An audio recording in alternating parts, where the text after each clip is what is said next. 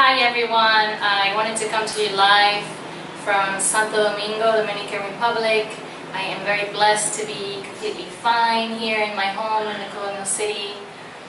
Many of us in the DR have been blessed that Irma basically just skirted, the coast, but didn't really go inland. There was some flooding up north, some structural damage, but really, compared to the rest of the Caribbean, we have been really blessed. And so I wanted to do this real quick video to check in, but also to share some of my thoughts and some of the experiences I've had this week. It's been a really stressful past few days about the whole hurricane experience. And as much as I've traveled to the Caribbean, this was actually my first time coming so near one of them, and one that is a 5, which is the highest that a hurricane goes. So yeah, I learned a lot. I've learned a lot in the space of 3 days. So we're going to go through some of my tips and some of my reflections about this, and hopefully it will help you. Either you are in Florida right now, scared to death, or hopefully, for the future, if you are in the Caribbean this summer, there's a very small likelihood that a hurricane hits. That's the thing. I travel this summer all the time to Caribbean. I have done so since the early 2000s. So. It's a very low probability, but if it does happen, it's really good to know what to do. Okay, so one of the things I learned is readiness is key. In fact, that is the only thing that you have control over. So the best thing you can do really is to calm yourself, is to be ready. Now, me, it's actually the first time that I'm finally in one place. I'm not moving all over the Caribbean, US, back to Caribbean, US. So I've been in Santo Domingo, based in the capital, and so I, sat down and I thought, wow, what do I have in my house that I need for the hurricane? And there were a lot of things that I was missing. I didn't have a first aid kit. I just had bits and pieces, but I didn't have like a whole kit ready to go together. I didn't have a hammer in the house. I didn't have plywood, because I have these, I'm in a colonial building and it's very solid. Luckily, it dates back to like 16th century, but the windows have, especially the one that's facing my living room right now, has glass windows. And I could imagine just things flying and breaking the glass and then water getting in. So I was like, oh my God, where do I get plywood?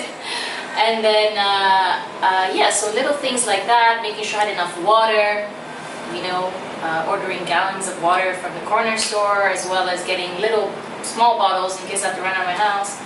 Getting a flashlight, a really good quality, strong flashlight with extra batteries.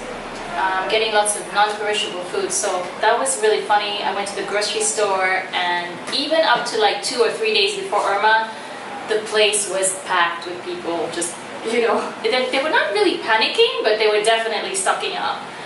And that was the other really interesting glimpse here in the DR. People are, you guys know Dominicans are always cracking jokes, always positive, just always upbeat, and it doesn't change when there's a hurricane coming. I don't even know how to explain it, but they have mastered the art of going with life's flow and trusting in God. That is just their bottom line and everything. And with hurricanes, it's not their first rodeo, even though they have been very blessed because they've been very far and few in between. In fact, I was watching TV the other day, and the reporter was saying that a big one has come about every 20 years. So it's been a long time since they had one like Irma. And even then, Irma didn't really do what the one did 20 years ago. So I think it was like George or something like that. So yeah, they're very laid back about it. In the grocery store, it was really funny.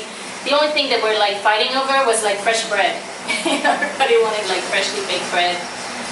And they were in the liquor aisle, and one lady was telling me, hey, if I'm gonna go down, I'm gonna have my beer ready to go on ice. And she's like, yeah, I gotta get my Coronas.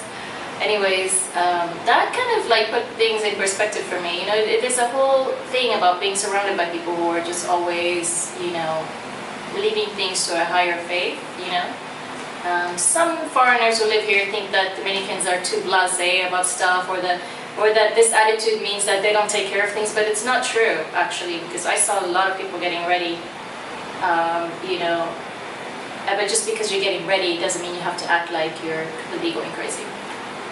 That's the thing. So yeah, so that I've definitely learned a lot from that. It is very important to stay informed close to the dates of the hurricane. So about 2 days out, very important to stay up to date, but also to really select a good source of information. Some of these news out there, let me tell you, so much drama. And you actually end up feeling worse, more scared, and it's just not effective. So what I tend to do is I stick with the governmental or formal official institutions that are directly monitoring these hurricanes and are trained in this. These are scientists, they know what they're talking about, they're not giving you drama, they're giving you facts. So for example, in the States there's NOAA that everybody follows, also from other countries. That's a reliable source. For additional ones, look and see where you're located in the Caribbean according to what country you were in, and follow their formal emergency organization. In the Dominican Republic, we have the COE, which is the Centro de Operaciones de Emergencia, or something like that. So they were, giving press releases at almost every hour on TV and on the web, Facebook Live, and I just felt safer, and I just felt more informed about what was exactly happening where in the country, So. So choose your source of information very carefully. Stay away from the dramatic websites. Stay away from these videos of flying on Twitter and stuff. I mean, it's just, for example, I remember very well, there is one that was circulating on Antigua, of Irma in Antigua, on Twitter. And this thing went viral, and it turned out that it was fake. And the video was showing, like, it was ridiculous. All these trees just flying down the road, just being uprooted immediately, and cars flying around it. It was like, I saw that and I was like, oh my god, like, we're so dead. But what happened? It was fake.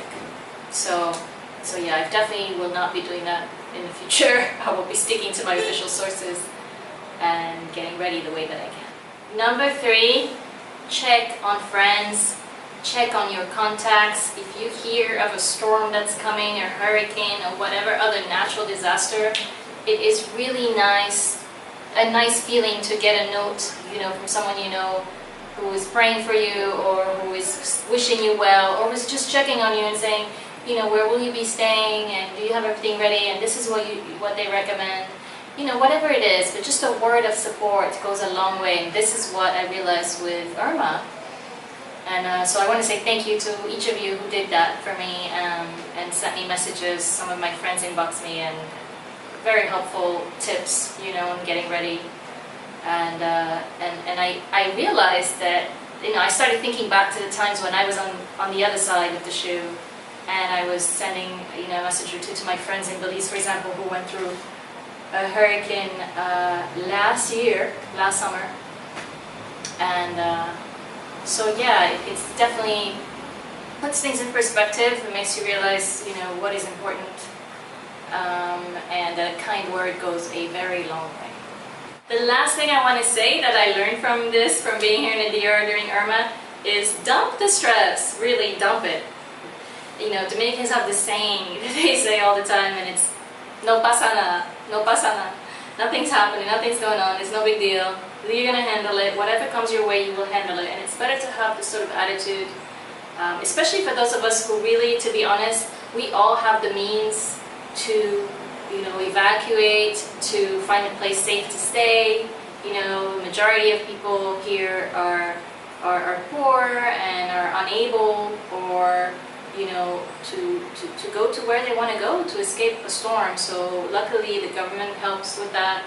But also, just think about it, it's really tough to lock the door on your house, to leave all your belongings there, knowing that most likely you're going to be robbed. And that is what happens, unfortunately.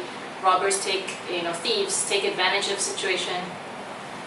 Even when people have very few belongings, they will go and take whatever they find. So it's always a push and pull for people in the Caribbean, because they don't want to leave their things behind. At the same time, they're risking their lives. So, think about all that. Put things in perspective and think, how fortunate are you to be able to have the means to either buy your stuff again, or, you know, I know the home is a very special thing, but honestly, material things are material things. There's just no comparison.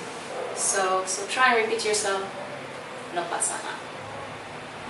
That's it, guys. I also want to send a very, very special shout out and prayer to all of our neighboring Caribbean islands who have been through total devastation. It makes me really sad. These are many places that I visited myself, you know, St. Martin, BVI's. My gosh, I spent years in BVI's, you know, years ago. Lovely, lovely, beautiful place. St. Thomas, I mean, it just breaks my heart. But I also want to leave a link below the video, so make sure you check it out. And it is a fund to support the families and the islands that have been devastated by Irma. So please, please, even if it's a little bit, just take the time to donate. You never know, it could be you tomorrow. And I will add more links as time goes on and I find more vetted links. The link that I'm putting below is from the Caribbean Tourism Organization. And again, it's a fund that will go to support these islands and families that need the support. So thank you for watching. Hasta pronto.